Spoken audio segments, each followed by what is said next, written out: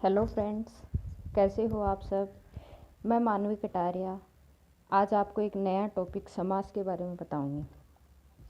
समाज एक ऐसा टॉपिक है जिसमें हर एग्ज़ाम में इसमें से एक या दो क्वेश्चन पहुंचे जाते हैं। अगर हम इसको समझ के करेंगे तो बहुत आसान है। तो चलिए देखते हैं हम समाज के बारे में कि समाज क्या होता है, कितने भेद होते हैं, पदों की प्रधानता के अनुसार कितने भेद होते हैं, कुल भेद कितने होते हैं, इसका विच्छेद क्या होता है, विग्रह, समास, अर्थ क्या होता है। तो चलिए शुरू करते हैं कि समास होता है उसका हम विच्छेद करते हैं तो सम धन आस। सम यानी समास, आस यानी बैठाना। तो इसका अर्थ हम लगाएंगे समान रूप से दो पदों को जो पास लाते हैं वो समास है। इसका विलोम हम देखेंगे तो व्यास है। व्यास का मतलब होता है विस्तृत या बड़ा। और अगर इसका हम शाब्दिक अर्थ देखते हैं तो संक्षेप या संक्षिप्त यानी छोटा। समास होता है वो हमेशा पदों में होता है। पद दो प्रकार के होते हैं, उत्तर पद है, पूर्व पद है। जो पूर्व पद है इसी को हम प्रथम पद भी बोलते हैं। उत्तर पद होता है इसको हम परपद भी बोलते हैं। तो सामासिक पद होता है घुड़सवार और गंगाजल, जैसे घोड़े पर सवार। तो घुड़सवार जो वर्ड है वो है सामासिक पद।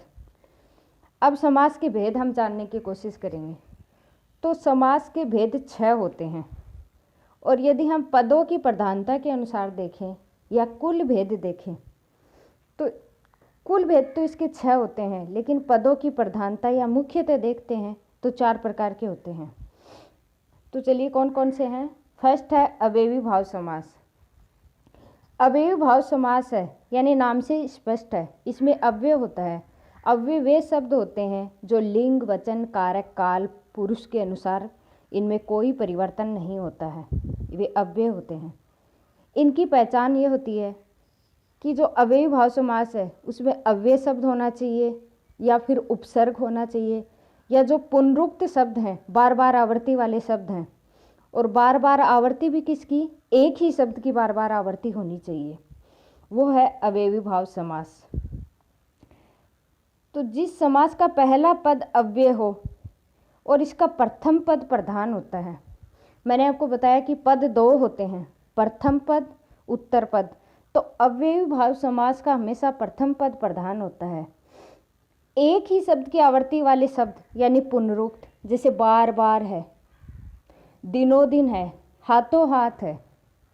और प्रथम पद उपसर्ग युक्त हो यानी एक पद इसमें उपसर्ग होना चाहिए, जैसे यथा कर्म, यथाशक्ति, यथार्थ, यथाधन अर्थ, दीर्घ संधि होती है इसमें।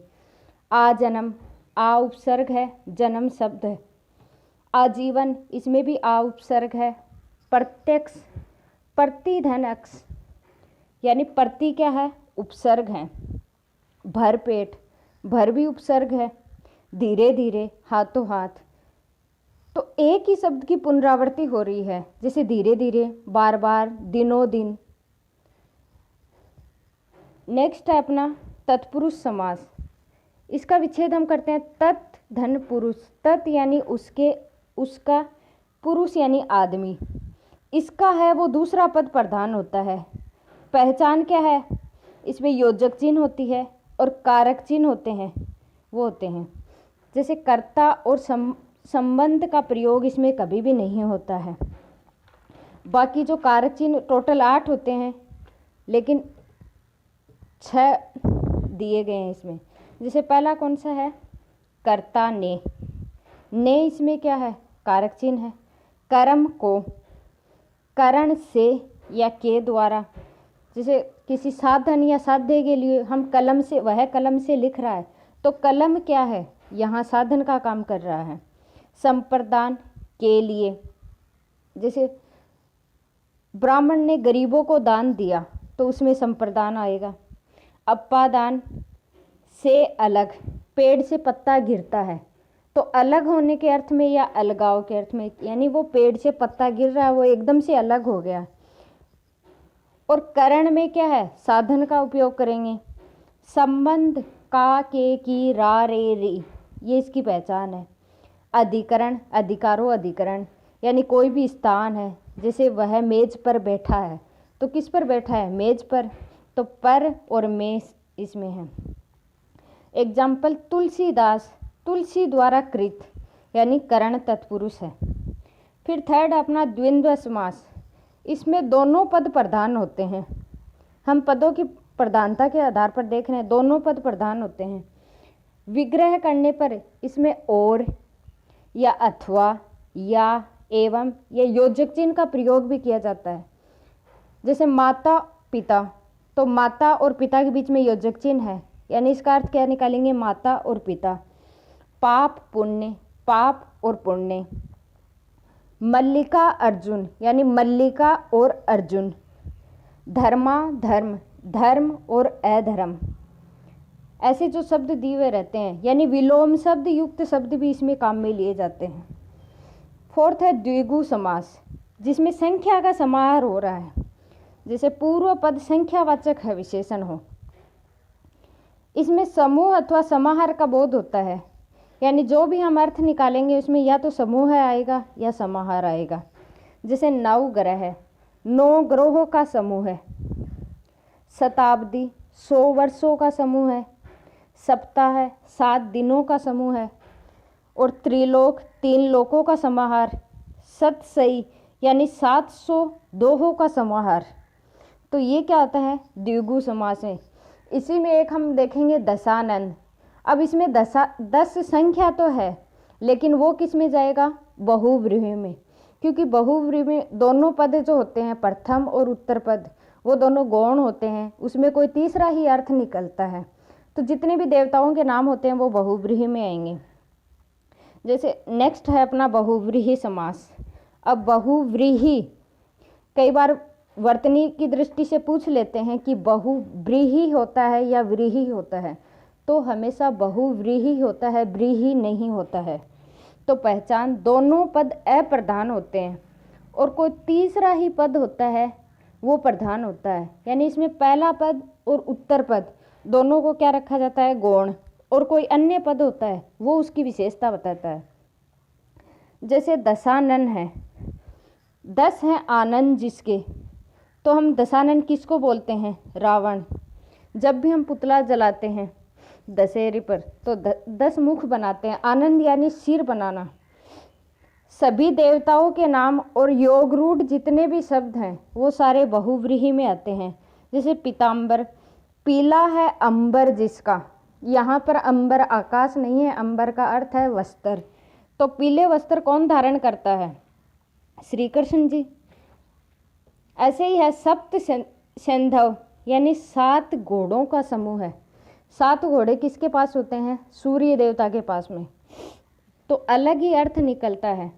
नीलकंठ, नीला है कंठ जिसका, तो वो कौन है? शिव। और चतुर्भुज, पंचभुज, पंचमुख वाले कौन है? हनुमान जी। और षडभुज, 7 जो 6 भुजा वाले होते हैं। तो ये सारे किस में आएंगे? बहुव्रीहि समास में। नेक्स्ट है अपना कर्मधारय समास। कर्मधारय समास होता है, इसमें हमेशा तुलना की जाती है और इसका जो पद होता है वो उत्तर पद प्रधान होता है। तुलना भी कहाँ? विशेषण और विशेष्य, उपमान और उपमेय का प्रयोग किया जाएगा। तो देखिए, पहचान है इसकी उत्तर पद प्रधान होता है। इसमें पूर्व पद और उत्तर पद में विशेषण विशेष्य या उपमान या उपमेय का संबंध होता है। और जहाँ पर तुलना की जाती है, किसी की हम तुलना कर रहे हैं किसी को जोड़ के, और महा से बने शब्द, जितने भी महा शब्द से बने हुए शब्द हैं, महान, ऋषि, ये सारे किस में आएंगे? कर्मधारय में। कमल नयन, यानी कमल के समान नयन। तो नयनों की तुलना किससे की गई है? कमल से। नर सिंह, नरों में सिंह के समान। मुख चंद्र, मुख रूपी चंद्र, यहाँ पर तुलना की गई है। प्रधानमंत्री, प्रधान है जो मंत्री, तो ये क्या है? कर्मधारय में आ जाएगा। और कई बार एग्जाम में पूछा जाता है कर्मधारय और बहुव्रीहि में, तो कुछ शब्द ऐसे होते हैं जो बहुव्रीहि में भी आते हैं और क्रमधारय में भी आते हैं। लेकिन अगर एग्जाम में दोनों ही ऑप्शन है क्वेश्चन के अंदर, तो हम बहुव्रीहि को ज़्यादा मान्यता देंगे, क्योंकि उसकी प्रायोरिटी पहले होती है। ऐसे ही पूछ लिया जाता है प्रधानमंत्री का, प्रधान है जो मंत्री, अर्थात आगे दे देते हैं नरेंद्र मोदी, तो ये बहुव्रीहि में जाएगा। और अगर इतना ही पूछेंगे कि प्रधानमंत्री, प्रधान है जो मंत्री, तो ये कर्मधारय में चलेगा। तो फ्रेंड्स, हमेशा ध्यान में रखना है कि जो समास होता है उसका अर्थ ध्यान में रखना है, यानी संक्षेप। उसका विच्छेद, जो विलोम होता है वो क्या होता है, विस्तृत यानी व्यास। और जो समास की कितने पद होते हैं, तो पदों के आधार पर तो समास 4 प्रकार का होता है। और कुल समास कितने होते हैं, 6, जिसमें हम क्रम से पढ़ते हैं। जैसे अव्ययी भाव समास होगा तो अव्यय में अव्यय, उपसर्ग या पुनरुक्त, यानी एक ही शब्द की बार बार आवृत्ति होनी चाहिए। अगर ये कहीं दिख जाते हैं हमें, तो वो अव्ययी भाव समास में जाएगा। दूसरा, तत्पुरुष समास में कारक चिन्ह या परसर्ग का लोप होता है। तीसरा, जो द्विगु समास होता है उसमें संख्या का समाहार मिलेगा हमें। द्वंद्व समास में दोनों जो द्वंद्व होते हैं उसमें कई बार वर्तनी भी पूछ ली जाती है। द्वंद्व में जो हम टुकड़े करके लिखते हैं वो शब्द ज़्यादा शुद्ध माना जाता है वर्तनी की दृष्टि से। शब्द शुद्धि में पूछा जाता है द्वंद्व कैसे लिखा जाता है, 4 ऑप्शन दे देंगे, उसमें अलग अलग जो टुकड़े वाला शब्द होता है वो सबसे ज़्यादा अच्छा होता है। तो द्वंद्व में दोनों पद प्रधान होते हैं, कर्मधारय में उत्तर पद प्रधान होता है, और जो लास्ट का बहुव्रीहि होता है अपना, उसमें जो प्रथम और उत्तर पद होते हैं दोनों ही गौण होते हैं, और जो लास्ट का अन्य पद होता है वो प्रधान होता है। तो समास हमेशा पदों में होता है, पद भी उत्तर पद और प्रथम पद उत्तर पद। प्रथम पद को पूर्व पद भी बोलते हैं, उत्तर पद को परपद भी बोलते हैं। तो थैंक यू फ्रेंड्स, आज की क्लास आपको कैसी लगी? Thank you.